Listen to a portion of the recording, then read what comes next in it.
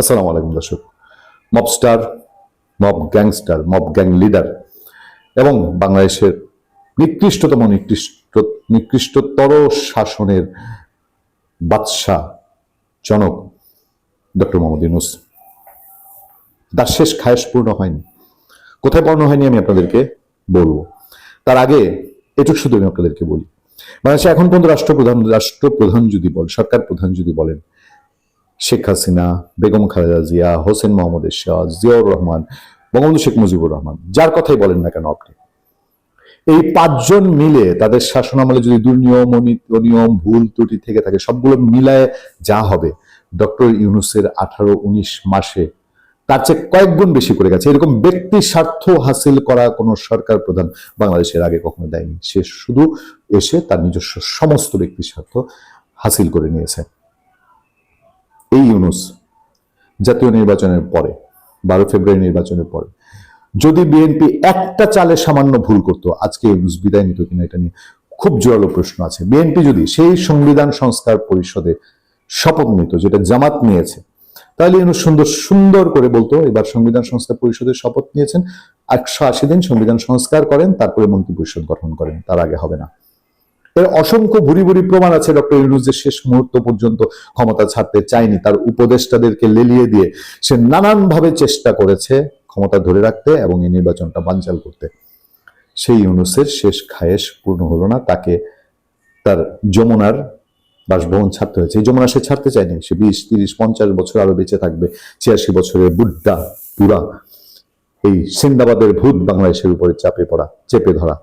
সে তার নিজস্ব শুধু স্বার্থ হাসিল করেছে আর করেছে। সেই যমুনা আজকে ছাড়তে বাধ্য হয়েছে। দুপুর 3:30টার দিকে সে যমুনা থেকে বিদায় নিয়েছে। তাতে কারো কোনো বিদায় মানে তো করুণার বিষয়, একটা বিদায় মানে তো করুণ একটা কোথায় সঙ্গীত একটা ভেসে আসে, করুণ সুর ভেসে আসে, কোথাও সেই করুণ শুনে সবাই এখন উৎফুল্ল যে এই যমুনায় হয়তো তারেক রহমান উঠবেন, এই যমুনা আবার সংস্কার করা হবে, সেখানে বাংলাদেশের প্রধানমন্ত্রী তারেক রহমান থাকবেন। কারণ গণভবনটা তো ভেঙে লুটপাট করে ডক্টর ইউনূস খেয়ে ফেলেছে এবং লুটপাট করা মরা কঙ্কালও বিক্রি করে দিয়েছে ফারুকিরাও এখানে কোটি কোটি টাকার দুর্নীতি করে। সেটাই নাকি জুলাই জাদুঘর বানাবে। সেই ডক্টর ইউনূস যমুনা থেকে বিদায় হয়ে গিয়ে তার গুলশানের আখড়ায়, সেই পুরানা গ্রামীণ আখড়ায় উঠেছে, যে বাংলাদেশের সরকারটাকে একটা গ্রামীণ ব্যাংক বানিয়েছিল, যমুনাটাকে সে তার ইউনূস সেন্টার বানিয়ে ফেলেছিল।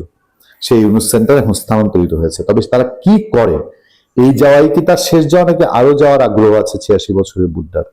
আমাদের সেই নাটক দেখার জন্য অপেক্ষা করতে হবে এবং অপেক্ষা করতে হবে তারেক রহমান কোনো ভুল সিদ্ধান্ত, ডক্টর ইউনূস তককেই থাকবেন, তারেক রহমান ভুল করুক, তারেক রহমান ব্যর্থ হোক। কারণ তারেক রহমান এবং বিএনপি ক্ষমতায় আসুক, এটা ডক্টর ইউনূস এবং তার আশেপাশে কেউ ঘোষণা। সেই খায়েশ পূরণ হলো না ইউনূসের, গুরুত্বপূর্ণ তথ্য দিলেন আতিক রহমান পূর্ণিয়া। আপনাদেরকে ধরিয়ে দিই, আমি সমস্ত কাজ বলবো না, কাল অপেক্ষায় থাকবেন আপনারা এই খবরের জন্য।